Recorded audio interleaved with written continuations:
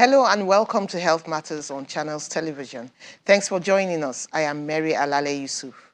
Between August the 30th and 31st, there were 168 new confirmed cases of COVID-19, 100 of them in Lagos.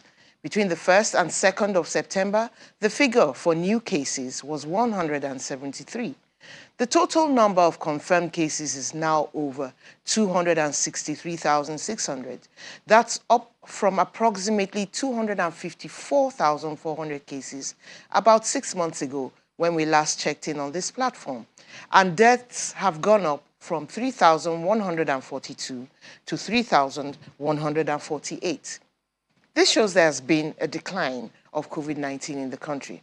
According to the Director General of the World Health Organization, this is a global trend, but with cold weather coming, one could expect an increase in COVID-19 hospitalizations.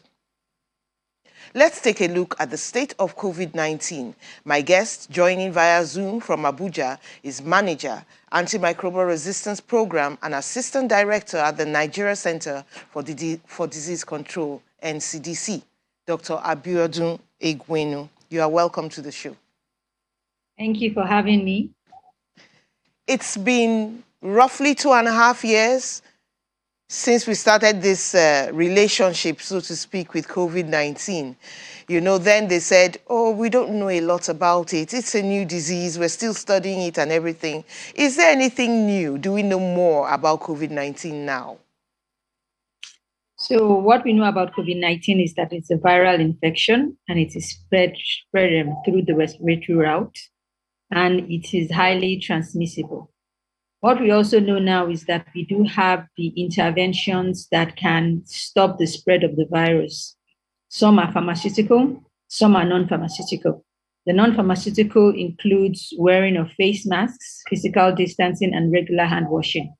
And for pharmaceutical interventions, we do have vaccines now available to combat the virus.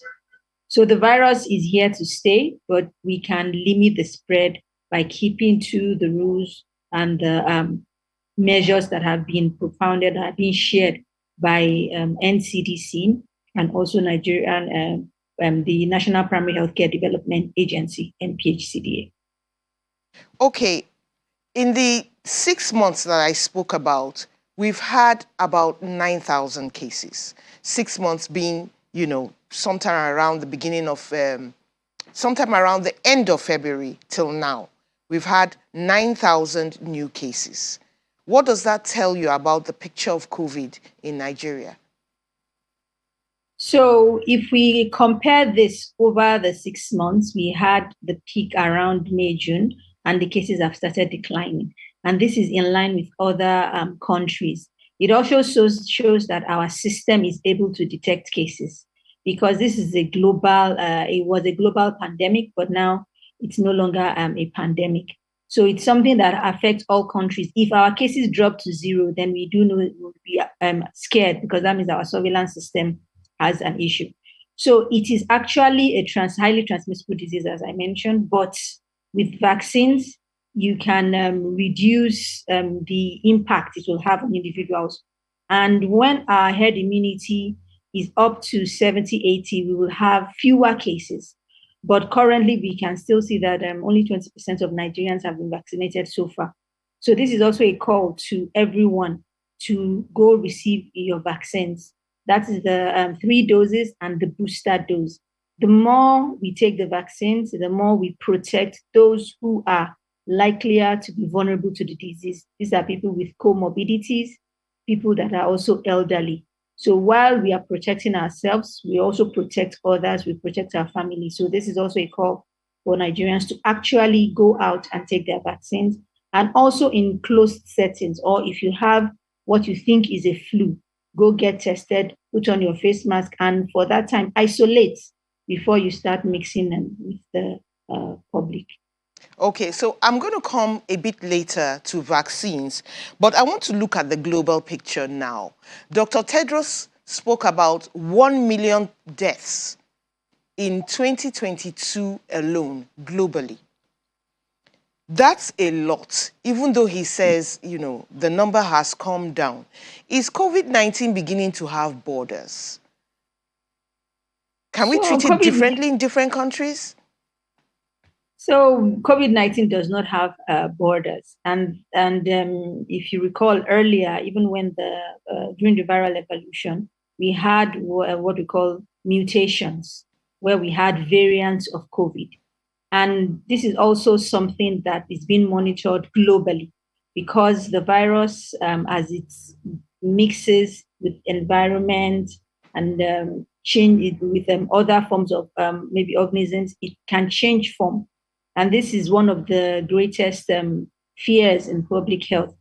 And the only way we can really ensure that the virus doesn't change form is by reducing transmission and spread between humans and also the environment. This is very critical. So COVID-19 has the ability to cause deaths. And also, as cases increase, deaths are also likely to increase because more people are affected and you don't know how a person's body would react to the virus when the virus gets into the body. Because if the person has some other conditions that had already weakened the immune system, then the body might not be able to mount up an immune response as it should. So getting the vaccine is critical to preventing mutations and also to reducing spread and reducing Talking deaths. about deaths, doctor, we seem to have recorded only 6 in that 6-month period, maybe like 1 in a month. That's really low. We don't want to lose lives and everything, but it has really come down. Is this a true picture, or are people not coming out to say they are sick? Are people dying mysteriously and they're calling it something else? 6 in 6 months. So when we also talk about deaths in Nigeria, the death registry system still has some challenges because usually when people also die, even when they are encouraged to go for an autopsy to know what the cause of death is, majority of persons will say no. So until we also improve that system, we cannot categorically say this is all these deaths are caused by COVID-19 or not, because there are a lot of causes of deaths that we have not really found out in country. But at least from the clinicians' standpoint, and those clinicians that manage COVID-19 cases, for those 6, they're able to say this can be attributed to COVID-19. So yes, there might be underreporting of deaths, but if there are mysterious deaths, if we can recall also in 2020, there were mysterious deaths, and actually the media was able to pick it up, our surveillance system was able to pick it up. So whenever there are mysterious deaths, NCDC swings into actions to find out the cause of deaths. So this, from our surveillance system, have been deemed to be due to COVID-19. And these are the ones that have been detected by the system. Let me digress a little bit. Since you spoke about autopsies, do people ever, has anybody agreed to have an autopsy, when you suspected anything so far? Has it happened? Have we had autopsies? So for the autopsies, it is not the NCDC per se that calls for the autopsy. Before a call for autopsy is made, it will be from the hospital, the managing physician, or if it is at home, then the states have the prerogative to call for an autopsy. So in that case, the NCDC's role is to support and ensure that this is done safely, especially if it is due to an infectious agent. And also the reports of that will now be brought up to the NCDC. So we don't track autopsies, but we work with health authorities in hospital and the states to support them, as there are already guidelines for calling for autopsies and the reasons for calling for autopsies.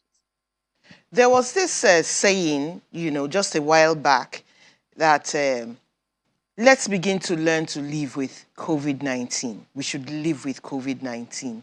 Are we supposed to live with COVID-19? What does that mean exactly? People think it's going to become like a common cold. Is it like that now?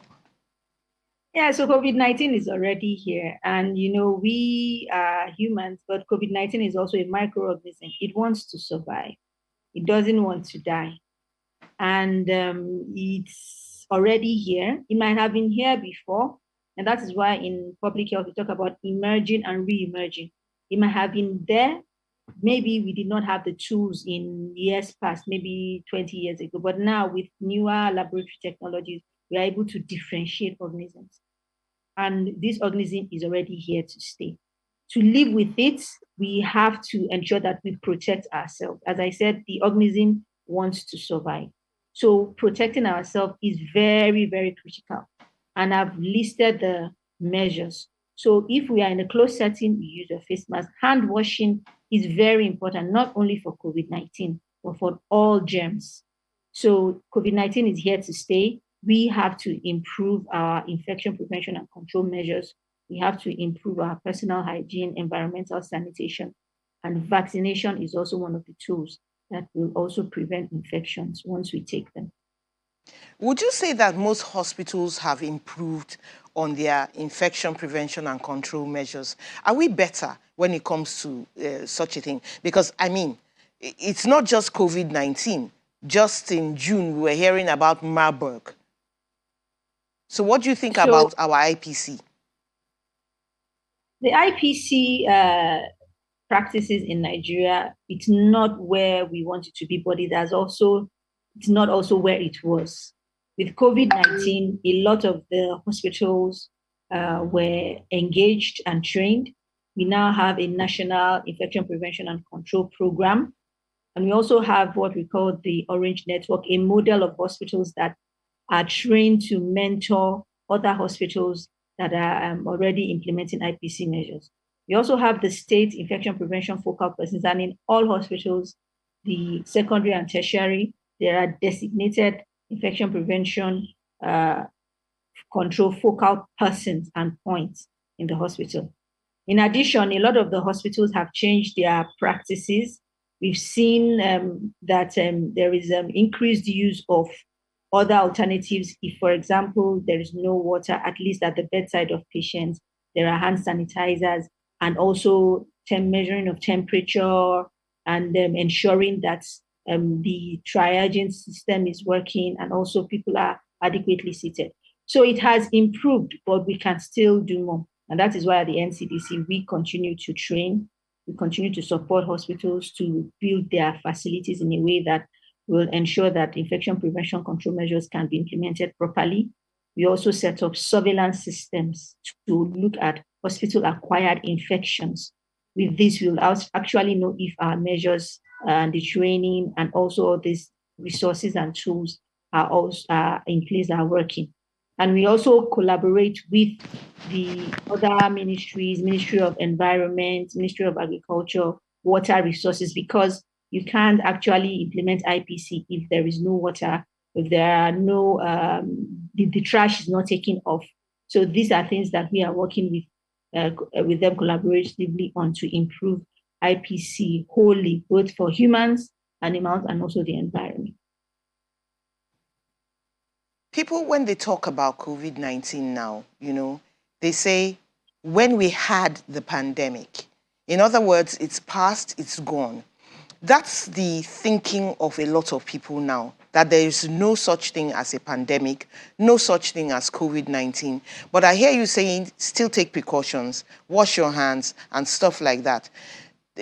Mask wearing, for example. People don't wear masks in buses, commercial buses. Crowded places, they throw caution to the wind and everything. It's like people are a bit confused. So I want you to tell us what is Nigeria's policy on COVID-19 with regards to human behavior. But we will go on a short break before you answer that question. You'll answer it when we come back. Stay with us. We're going on a short break.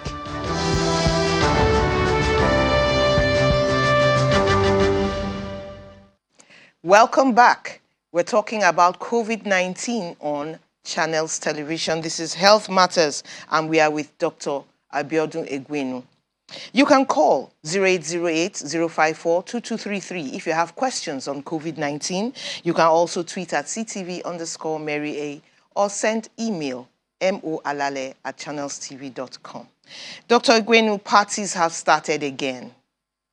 We're going out. People are dancing. In fact, there's so much abandon now. It's like a caged animal has been let loose and they've thrown caution to the wind. What is our COVID-19 policy? How should we behave? People should understand when we talk about pandemic, epidemic. Pandemic means when you have a large number of cases of a particular condition across multiple regions. And that is why we talked about the COVID-19 pandemic. It was everywhere globally, and it was just a disease that was being detected. And now COVID-19, we can say, is now endemic, meaning that COVID-19 is with us. So it is present in the environment, in people, and even in some animals. So that means that COVID-19 is with us. So that is what we call endemic. And that is why on the COVID-19 website for NCDC, if you go to what we call the epi curve, you see how the cases are rising and falling. And from the data we have, we found out that COVID-19 is a seasonal disease. So that means there will be times when there will be outbreaks. So during the endemic periods, you see that the numbers do not change. They are almost the same day in, day out. But during outbreak periods, you see that the cases rise. And that is when we also intensify information. So we should know that the virus is there with us. For the national approach, the first thing we have been doing nationally is surveillance. And that is why that epi curve is always charted every day. That is why that data on how many cases, how many deaths, how many tests, the regions that are affected is provided daily. So this is one of our key strategies, surveillance, looking out for cases, reporting how many people have the condition and how many contacts were traced. And we do this supported by the states. Because of the COVID-19 pandemic, we have what we call the Public Health Emergency Operations Center in all states. All states have had this activated so that they are now strengthened to respond to infectious disease outbreaks and conditions in their states, and we work closely with them through this structure.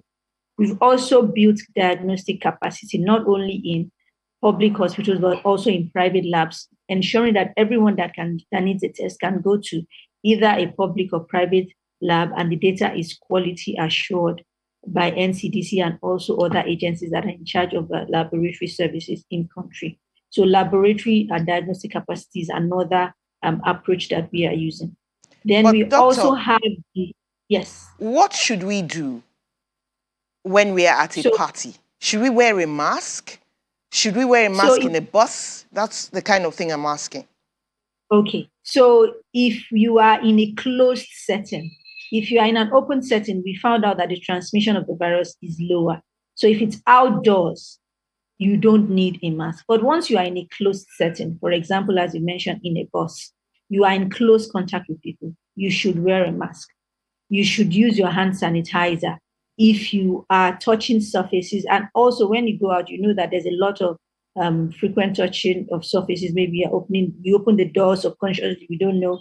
We touch railings, we touch a lot of surfaces. Hand washing, frequent use of hand sanitizer is very important. Once your hand is visibly soiled, then you have to wash your hand with water and soap. These are things that will prevent COVID-19, the spread of the virus. And also vaccination. Vaccination is very, very important.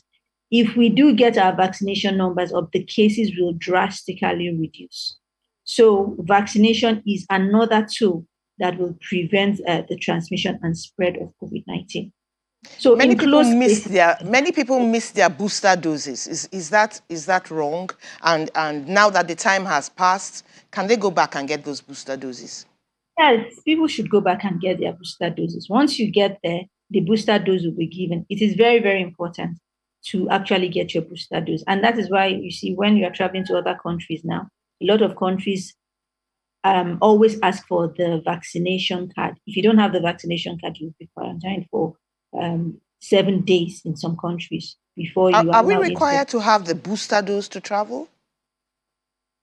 The booster dose, you must have your at least 3 doses before you travel, at least the 3 doses. But the booster dose is important.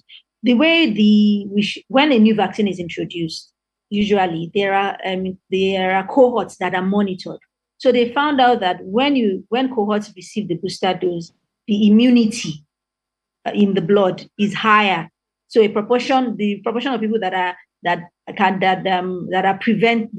the capacity to repel the disease have actually increases the proportion of persons when they've had their booster doses. So that is why the booster dose was introduced.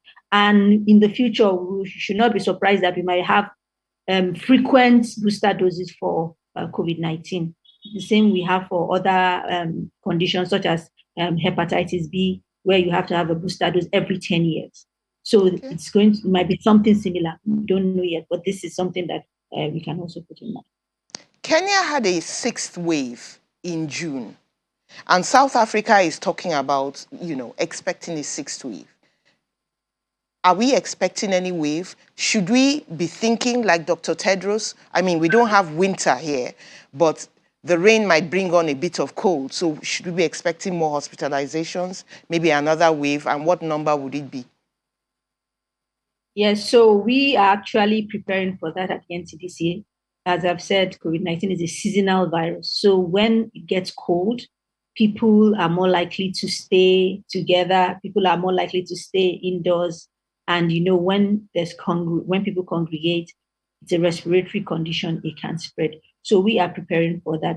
I cannot say definitely this is the number of persons that we are expecting to be ill, but we are working towards ensuring that people protect themselves, and we increase risk communication messages during that time. Another strategy we've been using is for the core members. This is one of the closed settings where there's a lot of persons congregated together for a function. So for the NYSC camps, we always work with them to ensure all core members are tested. We also work with NPHD to go to these camps to ensure people are vaccinated, because the core members now go to other states.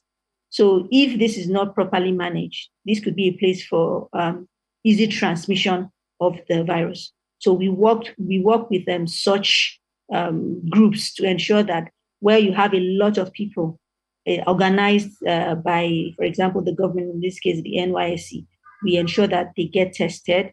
We also ensure that they are vaccinated before they leave the camps. Thank you so much, Dr. Egwenu, for coming on the show and then, reminding us of these things. Next time we meet, we must do something on herbal medications and where we are with them. But for now, we've had enough and our time is up. Thank you so much for coming to the show. Thank you. Thank you for having me. Thank you, viewers at home and everywhere else, for tuning in to Health Matters. Let's meet again next week. Have a wonderful day. I am Mary Alale Yusuf.